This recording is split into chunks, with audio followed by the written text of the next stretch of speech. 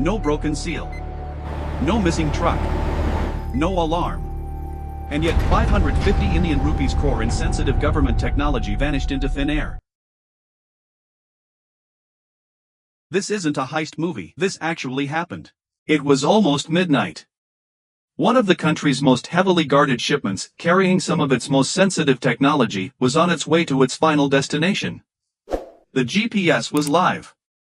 The control room was watching every second. Every single security protocol was switched on and running. And yet, a few hours later, when the container was finally opened, 550 Indian rupees crore worth of highly sensitive equipment was gone. Without a trace.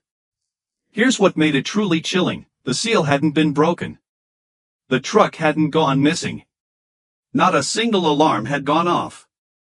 So how does something like this simply vanish? This is the story of India's most mysterious high-tech heist. It was a cold December night in 2022. At Kandla Port, security was tighter than usual, far tighter than any ordinary night. Cold sea winds swept across the yard as the container terminal glowed under floodlights. In one restricted section of the port, a high-value shipment was being prepared for departure. Sealed inside that container, advanced processors, quantum communication units, encryption modules, and specialized electronic systems, components destined for one of the country's most critical technology projects. On paper, the equipment was valued at roughly 550 Indian rupees crore. But to the security agencies overseeing it, its real value went far beyond money. By 12:20 a.m., all documentation checks were complete. The digital seal had been scanned and verified. The container was loaded onto a specially designated truck, and the driver, Rakesh Chaudhary, received his final instructions. Beside him sat his assistant, Manoj. They were told only one thing: this is not ordinary cargo. No matter who tries to stop you on the road, you do not stop the vehicle. Minutes later, the truck rolled out of the port gates and onto the highway.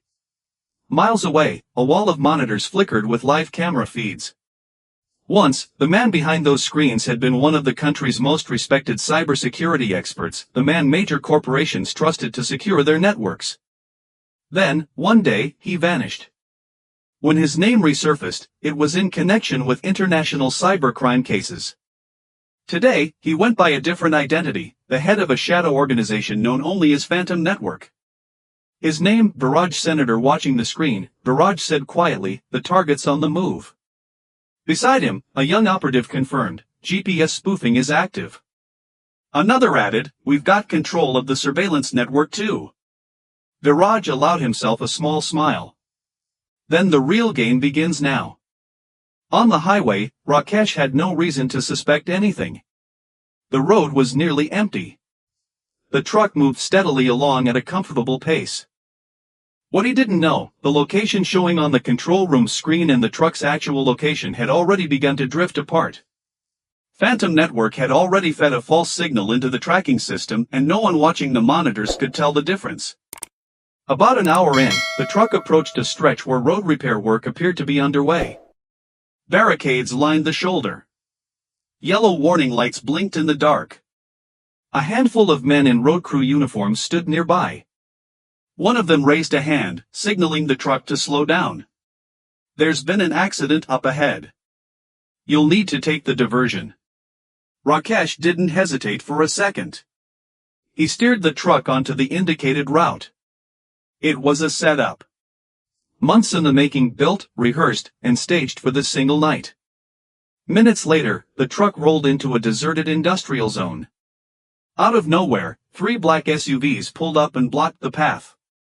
Masked figures moved out fast, but these weren't ordinary criminals. Instead of weapons, they carried something far more unsettling: portable servers, digital scanners, signal jammers, and specialized cloning devices. Within seconds, they had scanned and cloned the container's digital seal.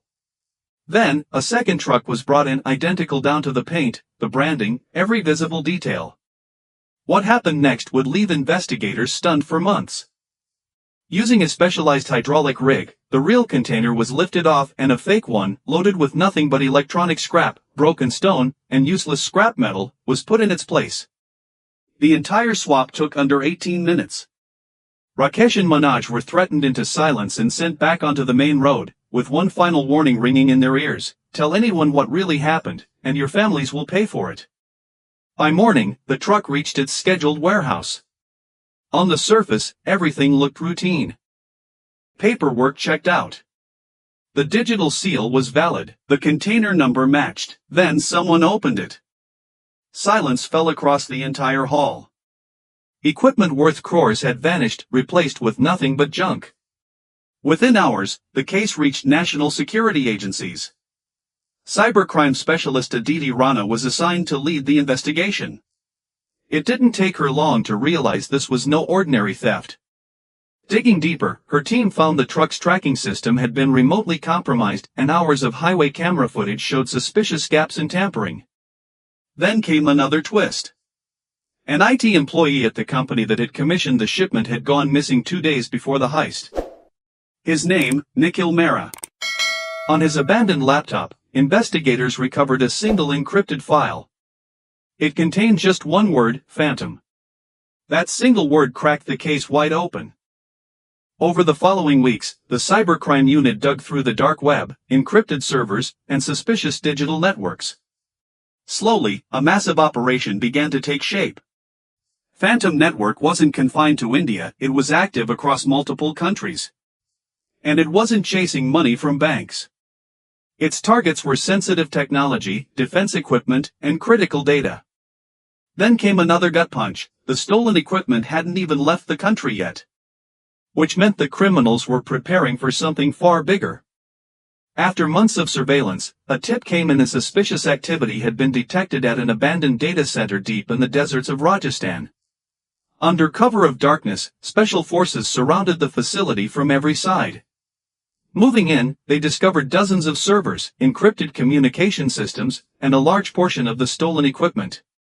But the most critical discovery was something else entirely: a massive digital map, marking out sensitive shipment routes across the entire country.